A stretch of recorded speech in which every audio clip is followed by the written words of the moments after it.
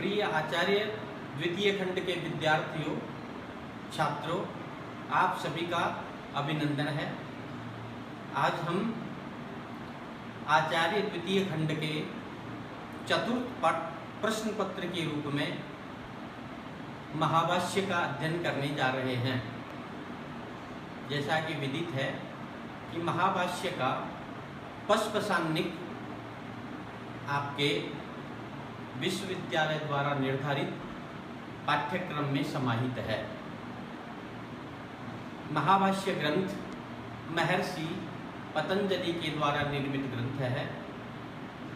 महर्षि पतंजलि ने महाभाष्य की रचना करने से पूर्व सर्वप्रथम अथ शब्द का प्रयोग किया है। जैसा कि शामपट्ट पर देख रहे होंगे, अथ शब्दानुशासनम, अर्थात अब शब्दानुशासन नाम का शास्त्र प्रारंभ होता है। प्रिय छात्रों, यह ज्ञात होगा कि ग्रंथकार किसी भी कार्य को प्रारंभ करने से पूर्व मंगलाचरण करता है। मंगलाचरण में ग्रंथकार अपने इष्ट की स्तुति करता है। मंगलाचरण का द्वितीय उद्देश्य यह भी है कि ग्रंथ की समाप्ति निर्विघ्नता पूर्वक हो जावे तथा ग्रंथ प्रारंभ करने में जो विघ्न आते हैं उनका भी निराकरण या शमन हो जावे। एतदर्थ मंगलाचरण की प्रक्रिया पूर्वतः ही निर्धारित है या पूर्व में भी निर्धारित की गई थी। ग्रंथकार किसी भी ग्रंथ को प्रारंभ करने से पूर्व अपने इष्ट की स्तुति करता है, जैसे गणेश की, दुर्गा की, हनुमान जी की इत्यादि। यहाँ पातंजल महाभाष्य में ग्रंथकार प्रारंभ में कह रहा है अथ शब्दानुशासनम, अथ शब्दानुशासनम। अब यहाँ पर दो शब्द अलग अलग हैं। अथ अलग है, पृथक से है, तथा शब्दानुशासनम अलग से निर्धारित है। अब यहाँ पर जिज्ञासा हो रही होगी कि यहाँ मंगलाचरण किस रूप में किया गया है या कैसे घटित है। अव्यय है अथ, अथ जो अव्यय है वह मंगलवाची है। अपन मूल ग्रंथ को पहले पढ़ते हैं। अथेत्ययम शब्दो अधिकारार्थ प्रयुज्यते। अथ जो अव्यय है, इस प्रकार का जो अथ अव्यय है उसका जो शब्द है वो अधिकारार्थ के लिए प्रयोग किया गया है। अथ शब्द का प्रयोग अधिकार के लिए किया गया है। आगे है शब्दानुशासनम नाम शास्त्रम अधिकृतम वेदितव्यम, अर्थात शब्दानुशासन नाम के शास्त्र को अधिकृत करके जानना चाहिए। प्रथम रूप में निर्धारित है शब्दानुशासनम, अर्थात शब्दों का अनुशासन। केषां शब्दानाम, कौन से शब्दों का? लौकिकानाम वैदिकानाम च, लौकिक शब्दों का अनुशासन अथवा वैदिक शब्दों का अनुशासन। अब हम देखते हैं प्रथमं व्याकरणं महाभाष्यम इति पदस्य व्युत्पत्ति मया प्रस्तूयते। व्याक्रियन्ते व्युत्पाद्यन्ते शब्दा अनेन शास्त्रेण इति शब्द ज्ञान जनकम व्याकरणम, अर्थात जिससे शब्दों की व्याकृति हो या व्युत्पत्ति हो, इस प्रकार का शास्त्र, इस प्रकार का जो शास्त्र है जो शब्दों का निर्माण करता है, अर्थात शब्द जनक जो शास्त्र है वह व्याकरण कहलाता है। भाष्यते शब्द शास्त्रम येन इति भाष्यम महच्च तद भाष्यम महाभाष्यम। देखो, महाभाष्य केवल ये पतंजलिकृत महाभाष्य में ही प्रयुक्त हुआ है, अन्यत्र अन्य जो भाष्य हैं, जैसे गीता भाष्य है, शंकर भाष्य है, अन्य ग्रंथों के जो भाष्य हैं, टीकाएं हैं, वो भाष्य कहलाती हैं। और केवल महाभाष्य, पतंजलि के द्वारा विरचित महाभाष्य, केवल इसी में लिखा गया है। व्याकरणस्य महाभाष्यम व्याकरण महाभाष्यम, व्याकरण का महाभाष्य व्याकरण महाभाष्य कहलाता है। अर्थात जिस शब्द से, जिस शास्त्र से साधु शब्दों का ज्ञान हो, उसी का नाम व्याकरण है। और उस व्याकरण के सूत्र एवं अर्थों का विवेचन करते समय अपने मतों का भी ननु नचे से विवेचन करना भाष्य कहलाता है। महाभाष्य में 84 आन्निक हैं। संपूर्ण महाभाष्य में 84 आन्निक हैं। उनमें प्रथम अध्याय के नवान्निकों में ये प्रथम आन्निक प्रस्तावना के रूप में है। अतः वैयाकरण इसे पशपशान्निक भी कहते हैं। वैयाकरण लोग क्या कहते हैं? इसको पशपशान्निक कहते हैं। पशपश का अर्थ है प्रस्तावना, आमुख और भूमिका।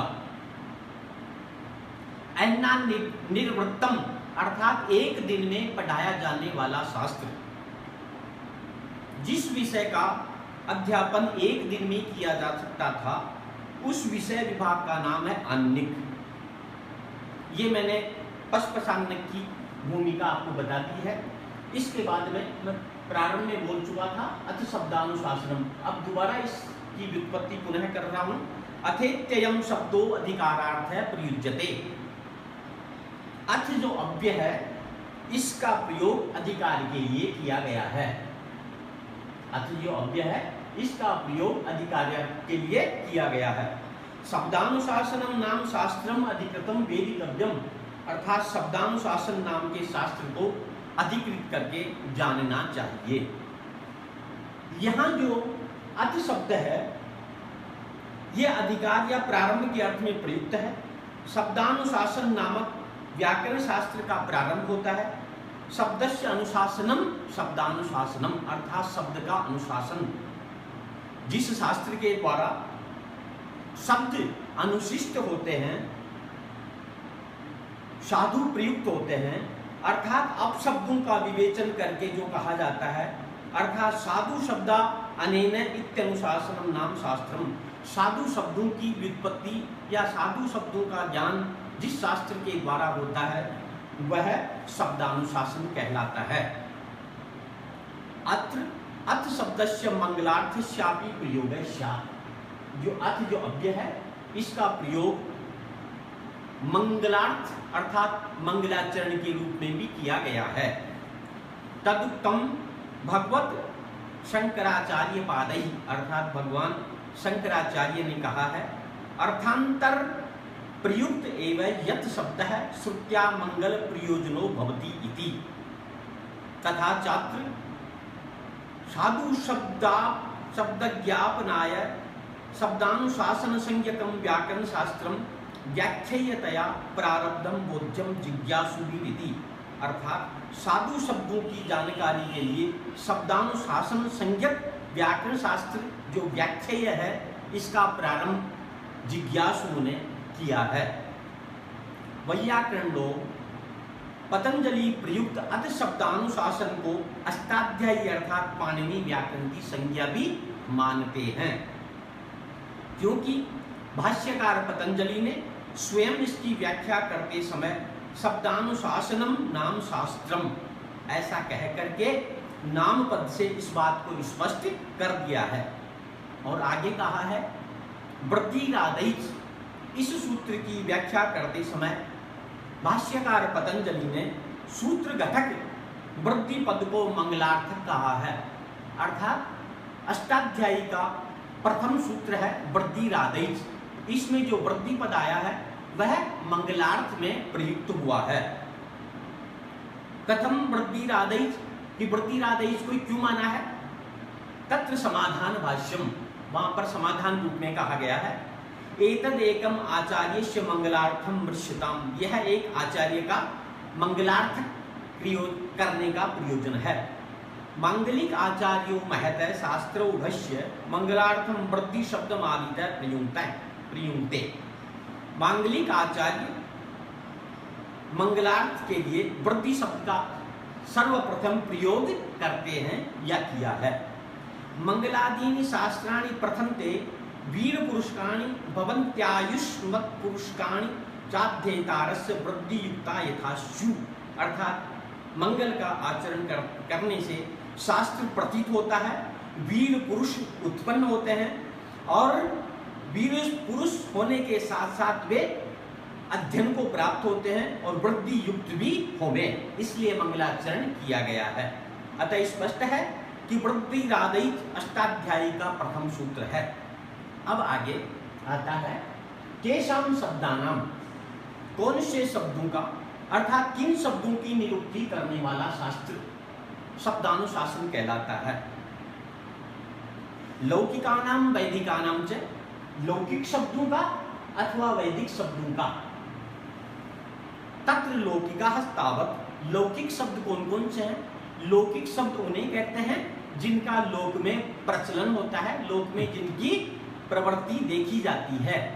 और वैदिक शब्द जो वेद में प्रयुक्त होते हैं अर्थात ऋचाओं के रूप में।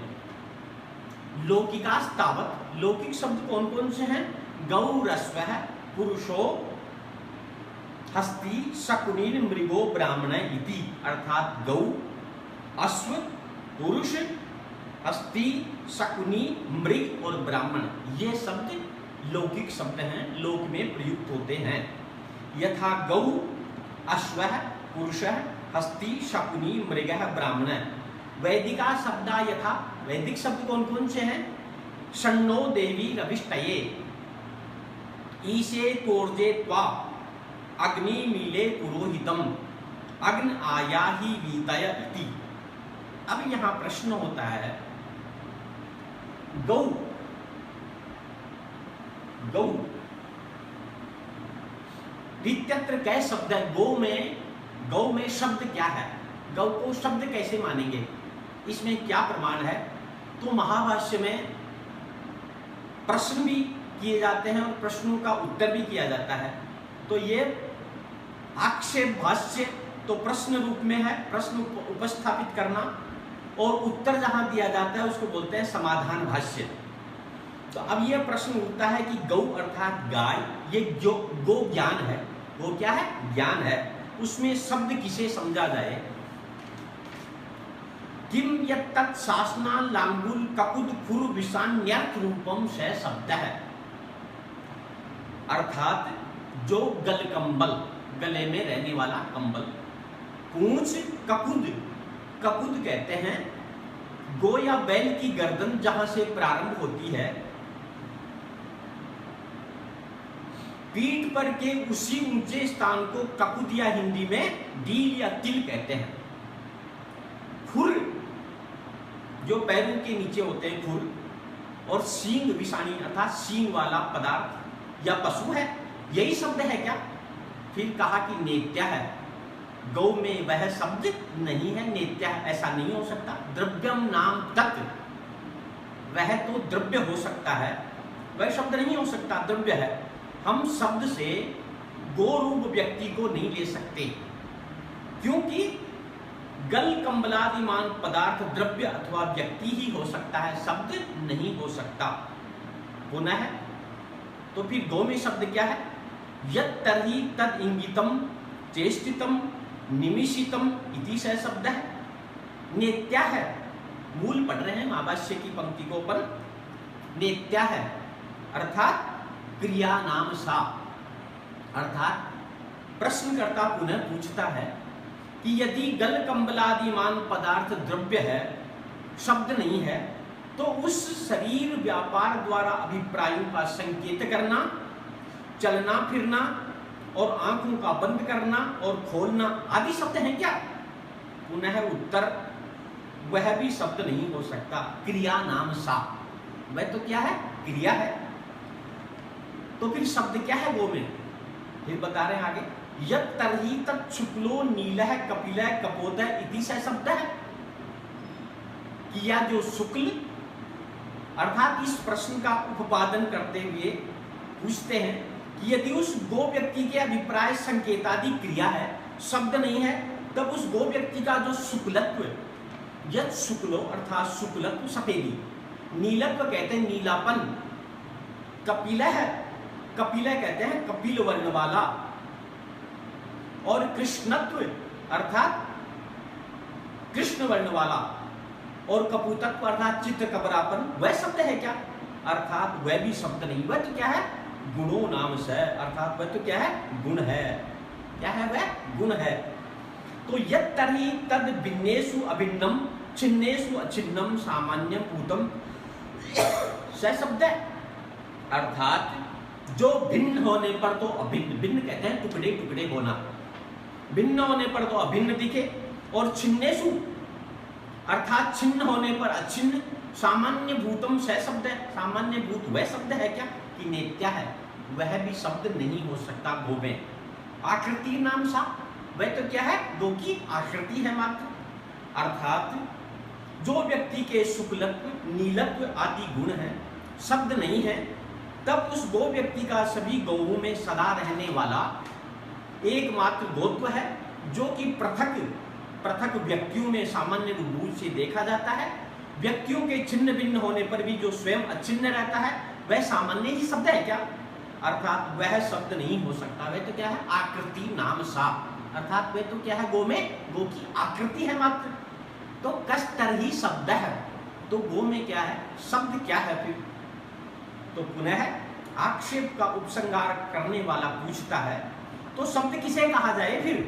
कि येन उच्चारितेन शासना लांगूल ककुद खुर विषाणी नाम सम प्रत्ययो भवति स शब्द, अर्थात जिसका उच्चारण करने से शासना लांगूल ककुद खुर और विषाणी का ठीक प्रकार से संप्रत्यय और अर्थात बोध होता हो, स शब्द, वह शब्द हो सकता है। समाधान करता उत्तर दे रहा है कि जिसके उच्चारण किए जाने पर गलगंबल, पूंछ, ककुद, खुर और सींग वाले पशु व्यक्ति का ज्ञान होता है, वह शब्द है। अथवा प्रतीत पदार्थ को लोके ध्वनि शब्द इत्युच्यते, तद्यथा शब्दम कुरु मां शब्दम कारसी शब्द कार्ययम मानवकः इति ध्वनिम कुर्वन्नेवम उच्यते, तस्मात् ध्वनि शब्द है। ये महाभाष्य की पस्पशान्य की मूल पंक्ति है। अब इसका समाधान उपस्थित है। लोक में व्यवहार करने वालों में पदार्थ के बोधक रूप से प्रसिद्ध, अर्थात श्रोत्र इंद्रिय से ग्राह्य होने के कारण वर्ण रूप जो ध्वनि समुदाय है, वर्णों का जो समूह रूप है जिससे उच्चारण होता है, अर्थात ध्वनि का समुदाय है, वही शब्द है। यथा वर्ण रूप ध्वनि का उच्चारण करने वाला होता है, उससे यह कहा जाता है कि जिस ध्वनि रूप शब्द का उच्चारण तुम कर रहे हो, उसे करते ही रहो, अर्थात उसका उच्चारण बार बार करते रहो। शब्दम आकारसी शब्दम कुरु, अर्थात शब्द का उच्चारण करते रहो, और शब्दम आकारसी शब्द मत करो। तो शब्द कार्ययम मानवक है, अर्थात मानवक या बालक बारंबार शब्द का उच्चारण करता है, इसलिए ध्वनि अर्थात वर्णोच्चारण ही शब्द है। तो अपना मूल प्रश्न था गौर इत्यत्र कै शब्द है, गौ में शब्द क्या है? तो गौ में शब्द क्या है? वास्तव में देखा जाए तो ध्वनि अर्थात वर्णोच्चारण ही शब्द है। गौ में शब्द क्या है? वर्णोच्चारण ही शब्द है।